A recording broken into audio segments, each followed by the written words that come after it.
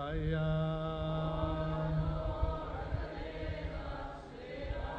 Om Namah Bhagavate Vasudevaya.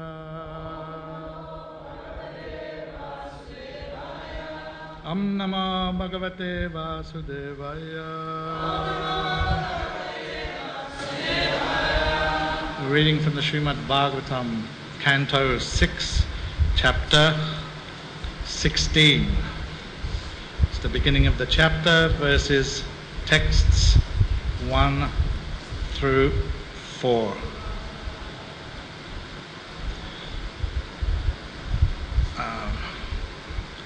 There's a little intro.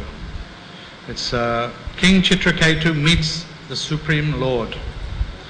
As related in this chapter, Chitraketu was able to talk with his dead son and hear from him the truth of life. When Chitraketu was appeased, the great sage Narad gave him a mantra, and by chanting this mantra, Chitraketu found shelter at the lotus feet of Sankarshan. The living entity is eternal. Thus, he has neither birth nor death. Na hanyate hanyamane sharire. According to the reactions of one's fruitive activities, one takes birth in various species of life amongst the birds, beasts, trees, human beings, demigods, and so on, thus rotating through various bodies. For a certain period of time, one receives a particular type of body as son or father in a false relationship. All our relationships in this material world with friends, relatives, or enemies consists of duality, in which one feels happy and distressed, and on the basis of illusion. The living entity is actually a spiritual soul who is part and parcel of God and has nothing to do with relationships in the world of duality. Therefore, Narad Muni advised Chitraketu not to lament for his so-called dead son. After hearing instructions from their dead child, Chitraketu and his wife could understand that all relationships in this material world are causes of misery. The queens who had administered poisons to the son of Kritadyuti were very much ashamed. They atoned for the sinful act of killing a child and gave up their aspirations to have sons. Thereafter, Narad Muni chanted prayers to Narayan, who exists as Chaturvyuha, and instructed Chitraketu about the Supreme Lord, who creates, maintains, and annihilates everything, and who is the master of the material nature. After instructing King Chitraketu in this way, he returned to Brahmalok. These instructions about the absolute truth are called Mahavidya. After being initiated by Narad Muni, Chitraketu chanted the Mahavidya, and after 1 week he attained the presence of Lord Sankarshan, who was surrounded by the 4 Kumaras. The Lord was nicely dressed in bluish garments with a helmet and ornaments of gold. His face appeared very happy. In the presence of Lord Sankarshan, Chitraketu offered his obeisances and began to offer prayers. In his prayers, Chitraketu said that millions of universes rest in the paws of Sankarshan, who is limitless, having no beginning and end. The Lord is well known to the devotees for his eternity. The difference between worshipping the Lord and worshipping the demigods is that the worshipper of the Lord also becomes eternal, whereas whatever benedictions one can get from the demigods are impermanent. Unless one becomes a devotee, one cannot understand the Supreme Personality of Godhead. After Chitraketu finished his prayers, the unlimited Supreme Lord explained knowledge of himself to Chitraketu.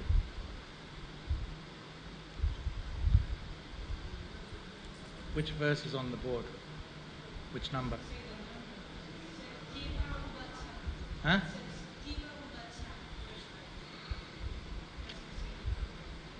Jiva Uvacha, the first line? Okay, that's text 4. I'll read text 1, 2, 3 first. Just the English. Text 1.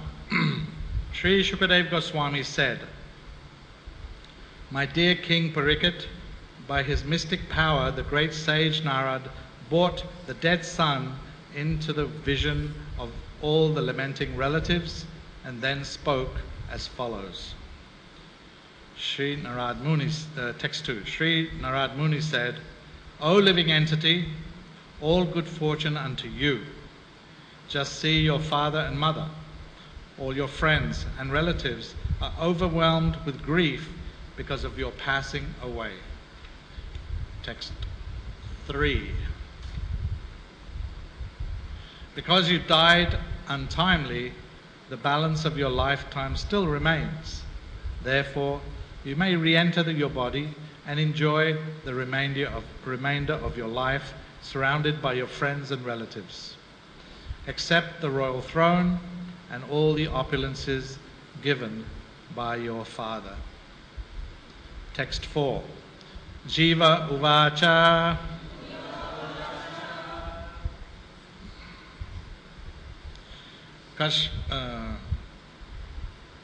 Kashmin Janmani Ami Mayam Pitara Matara Abhavan Karmabhi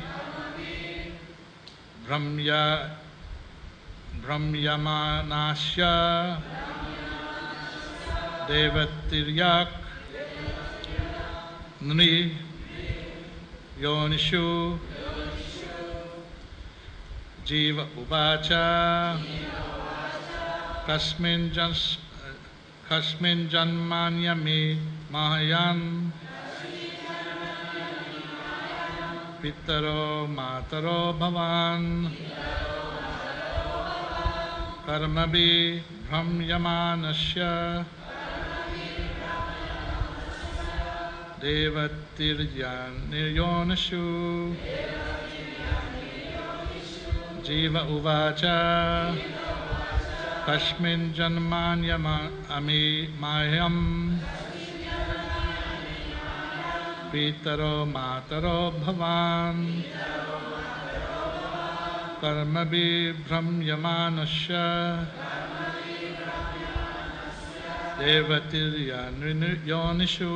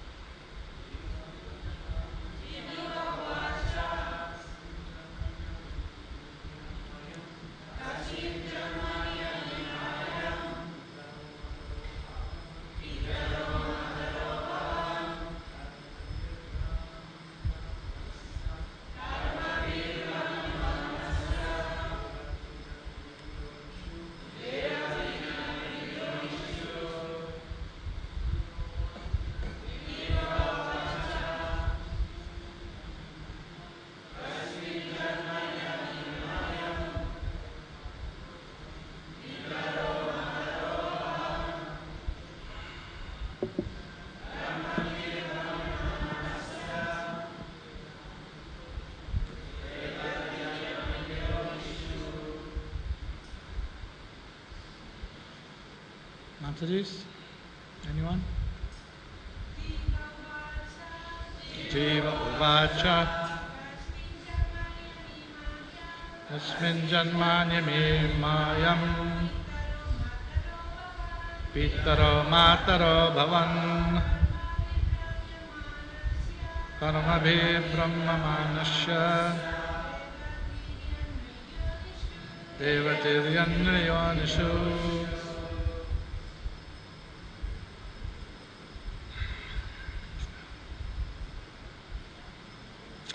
Jiva Uvacha. The living entity said, Kashmin, in which, Janmani, birth, Ami, all those, Bhayam, to me, Pitara, fathers, Matara, mothers, Abhavan, were, Karmabhi, by the results of fruitive actions, Brahmyamanasya, who am wondering, Deva Tiryak, of the demigods and the lower animals, Nri, and of human species, Yonishu, in the wombs. Translation and purport by Srila Prabhupada. By the mystic power of Narad Muni, the living entity re-entered his dead body for a short time and spoke in reply to Narad Muni's request. He said, according to the results of my fruitive activities, I, the living being, transmigrate from one body to another, sometimes going to the species of the demigods, sometimes to the species of lower animals, sometimes amongst the vegetables, and sometimes to the human species. Therefore, in which birth were these my mother and father? No one is actually my mother and father. How can I accept these two as my parents? Srila Prabhupada comments. Here, it is made clear that the living entity, that the living being enters a material body that is like a machine created by the 5 gross elements of material nature: earth, water, air, fire, and sky, and the 3 subtle elements: mind, intelligence, and ego. As confirmed in Bhagavad Gita, there are 2 separate identities called the inferior and superior natures, which both belong to the Supreme Personality of Godhead. According to the results of a living entity's fruitive actions, he is forced to enter the material elements in different types of bodies. This time, the living entity was supposed to have been the son of Maharaj Chitraketu and Queen Kritajuti, because according to the laws of nature, he had entered a body made by the king and queen. Actually, however, he was not their son. The living entity is the son of the Supreme Personality of Godhead, and because he wants to enjoy this material world, the Supreme Lord gives him a chance to enter various bodies. The living entity has no true relationship with the material body he gets from his material father and mother. He is part and parcel of the Supreme Lord, but he is allowed to go through different bodies. The body created by the so-called father and mother actually has nothing to do with its so-called creators. Therefore, the living entity flatly denied that Maharaj Chitraketu and his wife were his father and mother. Om Ajnana Timirandasya Jnananjana Shalakaya Chakshushun Miditam Jena Tasmai Sri Guruve Namah Shri Chaitanya Manobishtam Stapitam Jena Bhutale Sayam Rupa Kadamayam Dadati Swa Pandantikam. Jiva Uvacha Kashmin Janmanyami Mayan Pitaro Mataro Bhavan Karmabhi Brahmyamanasya Deva Tiryan Jonishu. By the mystic power of Narad Muni, the living entity re-entered his dead body for a short time and spoke in reply to Narad Muni's request. He said, according to the results of my fruitive activities, I, the living being, transmigrates from one body to another, sometimes going to the species of the demigods, sometimes to the species of lower animals, sometimes among the vegetables, and sometimes in the human species. Therefore, in which birth were these my mother and father? No one is actually my mother and father. How can I accept these two people as my parents? Wow, shocking, isn't it? Actually, when I was in the ICU, my father had a heart attack. And I was in the ICU. My mother was with him. We have a big family, so we were only allowed, she was allowed to be there, but we were allowed to go in one at a time. I so happened to be in England at the time. I went in to the room. And my father looked at me. And he turned to my mother and he said, "Who's that? Who is it? Who is this?" I said, "Hey, wait a second, it's me." He kept asking my mother, "Who is this?" He didn't know who I was. And for me, it was a little shocking. You know, it's like, hey, come on. But actually, we see from the scriptures, although he was out of it, obviously, but it was the real thing. He didn't know that body at the time. It was just an accident of his consciousness at the time, but it was the reality, because he didn't know me. And that's the situation here. There's been a long pastime with Chitraketu. He wanted a child. He was very anxious. He had millions of wives. Finally, his main wife conceived by the arrangement. The child came, very happy, in ecstasy. All the other wives were envious. They didn't have a son. They poisoned him and he left the body, and everyone freaked out. So Narad Muni comes.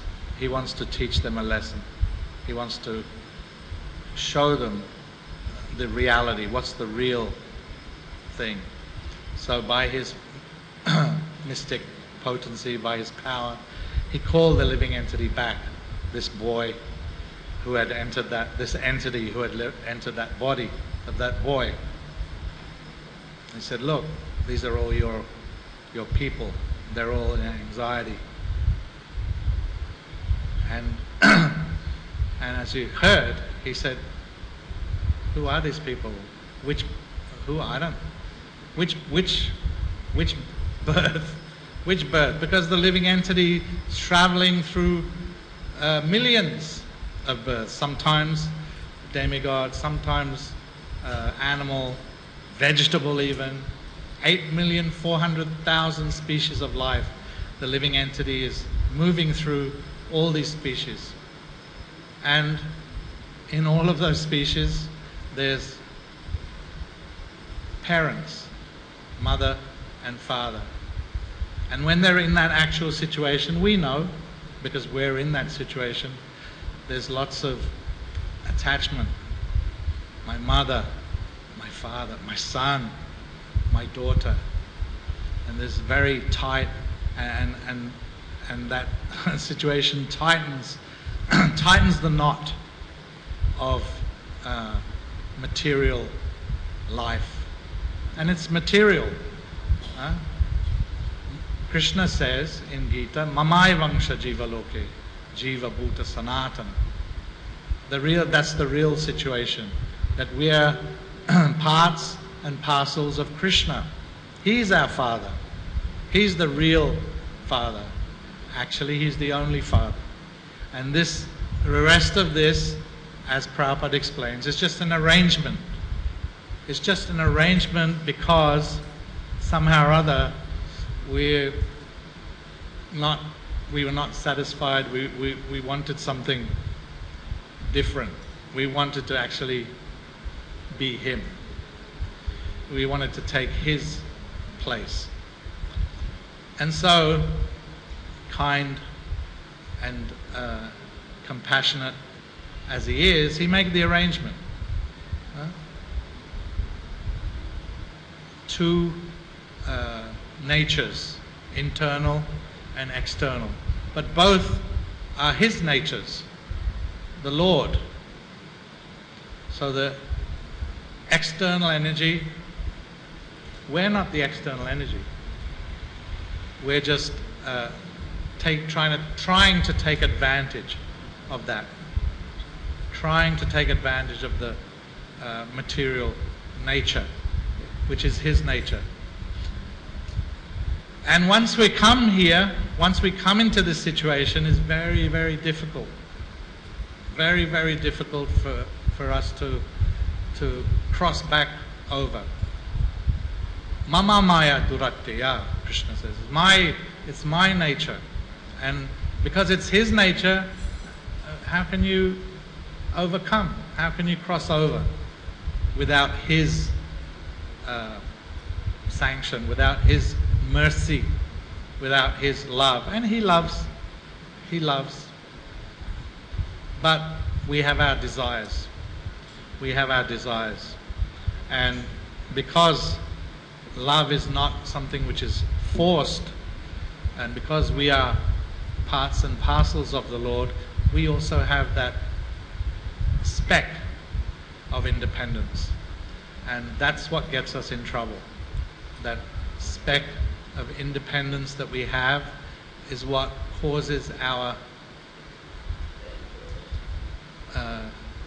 unhappiness, which takes us out of our true nature, because our true nature is Sat Chit Ananda.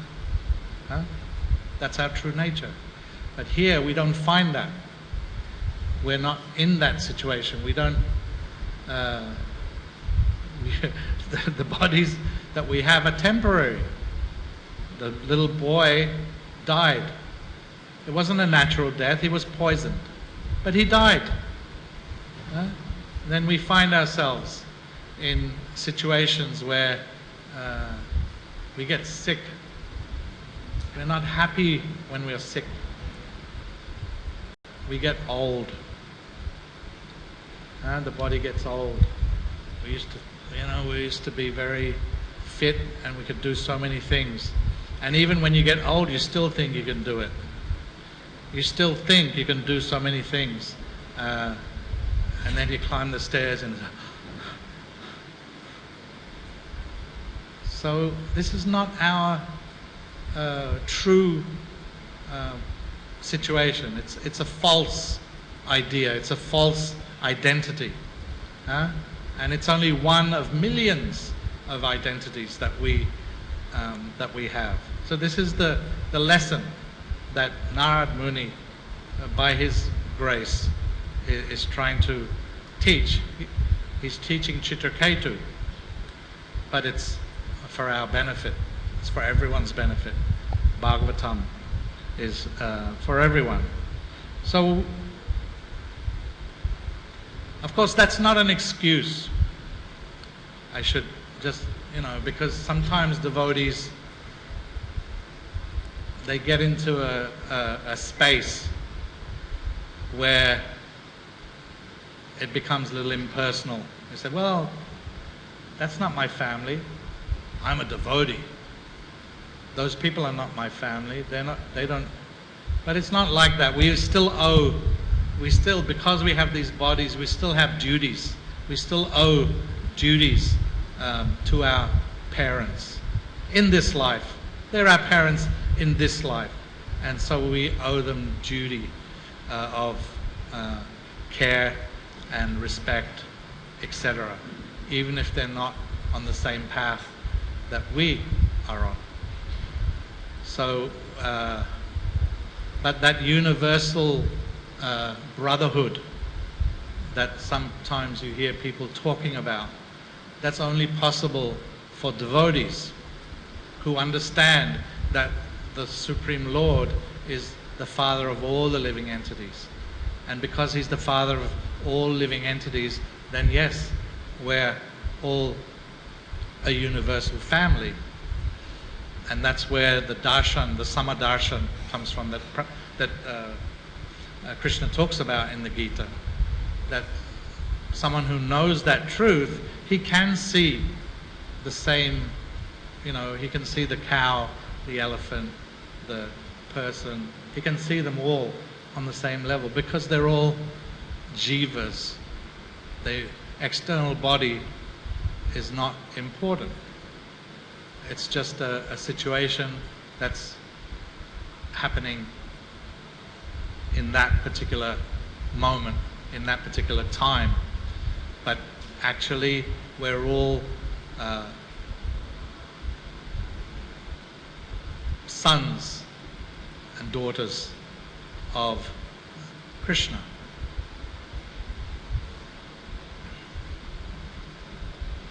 And Prabhupada makes that clear. The living entity is the son.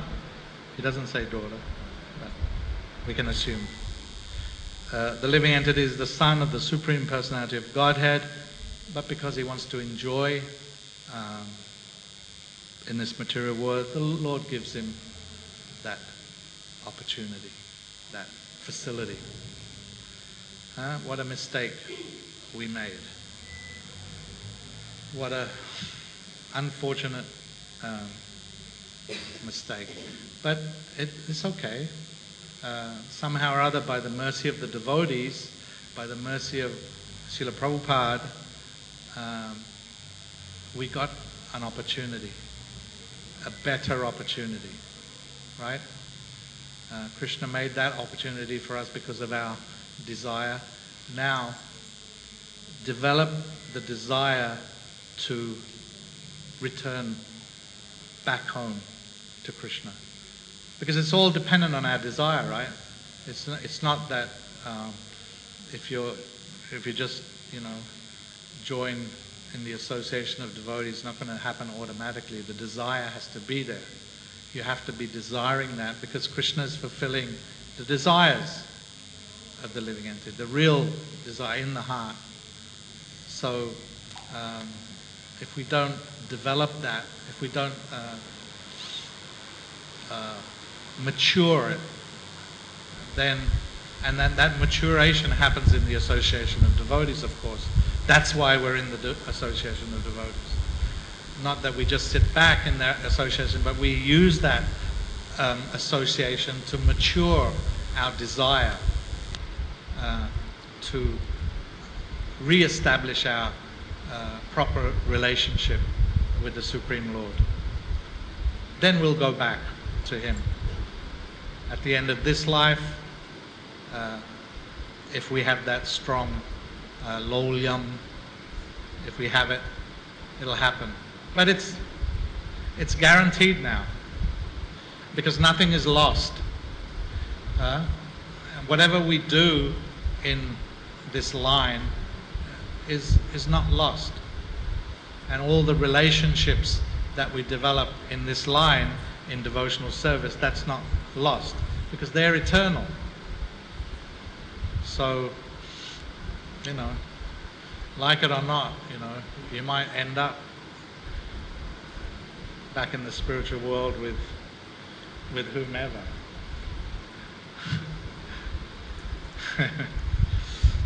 Sometimes, we have different, in these bodies, we have different likes and dislikes. We have some devotees that we don't appreciate more and others that we do. But if we're all on the same path and we all end up in we'll end up in the same place. Say, what? You're here? And he's probably thinking the same thing. Any questions? Comments?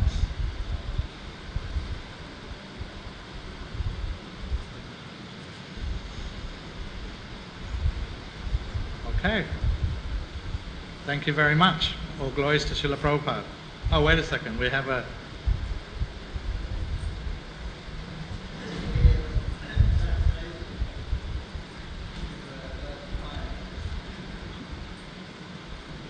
Hare Krishna. In translation to verse 5 it says, verse 3, because you died untimely, the balance of your lifetime still remains.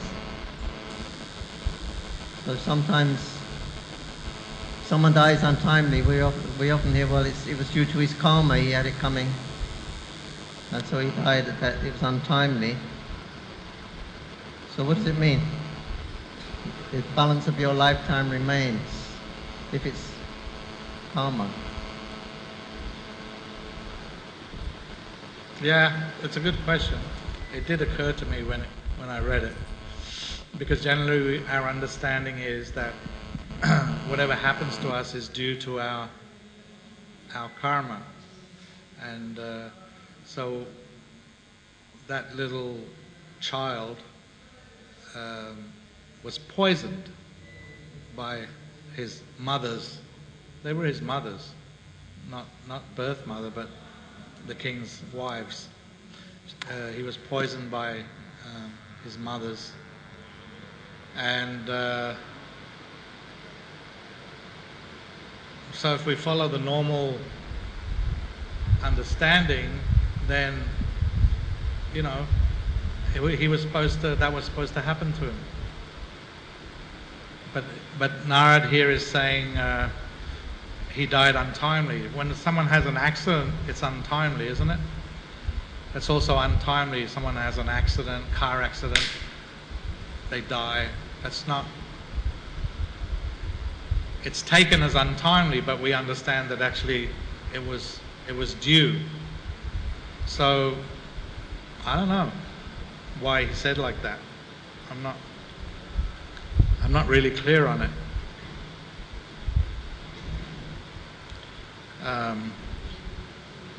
But maybe you know the answer. You can tell us.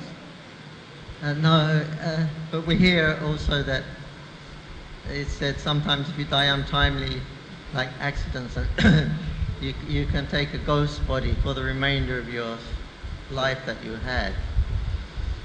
But other times we hear that, just like Vasudeva, when he was instructing King Kamsa, and he gave the example of how the living entity, he leaves one body and enters another body. When the time is right, this is like a caterpillar. He transfers himself from one branch to another. When his back feet are firmly secure on the branch, then he stretches out his front legs and goes to another branch. And then he brings the other legs. So it's like that. He said the body is all, when the body is prepared, the next womb is prepared, then the living entity can move on. Get into that. So you get these two kinds of things happening. Yeah, that sounds. One is untimely, there is no, and the other one is nothing. It doesn't happen until your next body is there ready to enter into. And if he had already entered another body, then how could Narad have called him back, right? If he had already entered another body, then how could Narad call him back? He must have been there somewhere in the ether, the mind, intelligence, and force ego, that the subtle body, because it's the external body which dies. the earth, water, fire, air, and ether, that's what dies. But the mind, intelligence, and force ego, that's the part which moves on, right? That's the subtle body. Yeah. So that ghostly area, that area where those living entities have those ghostly bodies, that must be the answer. But I'm not clear on it personally. I'm not. We just have time for one. We have 2 minutes, according to this note by my watch. Hare Krishna. As this boy dies and he forgets everything, so is this happens with everyone else? As soon as one dies, he forgets his past life and does not remember anything of the past. Can you come closer? I can't really understand what you're saying. Sorry. As this boy died and he forgets everything about past. So is this the case with everyone else? As soon as one die, he forgets the past, about the parents and everything else. The past memories. Yes. Actually, when one's in the womb, when it's described that when the living entity's in the womb, he actually remembers everything. And he prays. He prays to the Supreme Lord, I won't do it again, please. He's praying like that. But as soon as that trauma of birth, it's all gone. The trauma of birth makes the living entity forget all the past, everything. But it's still there somewhere, because the mind intelligence in the subtle form, that mind intelligence and false ego is what's carrying the living entity through those different bodies. So it's there somewhere, but we can't, we forget it. And it's described in the Bhagavatam that it's the trauma of the birth which makes the living entity forget all that. Whereas while he's in the womb, he actually remembers that stuff and remembers those horrors. Hare Krishna. Jai Srila Prabhupada ki.